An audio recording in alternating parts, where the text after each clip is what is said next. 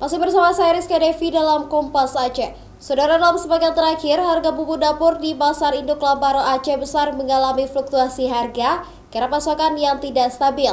Pekan ini, kata pedagang, stok pasokan bumbu dapur terutama cabai merah dan cabai kecil sudah mulai turun, namun harga masih belum stabil. Pedagang di Pasar Induk Lambaro Aceh Besar mengaku pasokan bumbu dapur seperti cabai merah, cabai kecil, tomat, dan komoditi bawang terutama dari Sumatera Utara sudah mulai ada. Walau ada sedikit penurunan harga dari pekan sebelumnya, namun stabil seperti cabai, bawang, hingga tomat. Cabai merah yang pekan sebelumnya Rp65.000 per kilo, kini turun Rp60.000 per kilogram. Cabai kecil dari sebelumnya Rp60.000 saat ini turun ke Rp55.000 per kilo. Sedangkan cabai hijau dijual di kisaran Rp28.000 per kilo. Menurut pedagang, harga tersebut sudah turun mengikuti kondisi pasar di Sumatera Utara.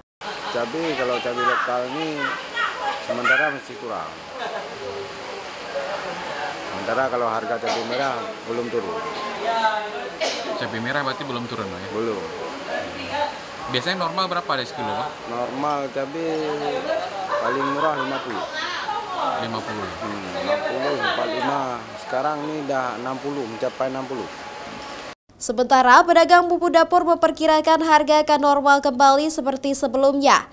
Karena kondisi pasar, komoditi bumbu dapur di Sumatera Utara sudah membaik, terutama faktor cuaca yang mendukung distribusi bumbu dapur ke Aceh kembali normal. Mustajab, Kompas TV, Aceh Besar.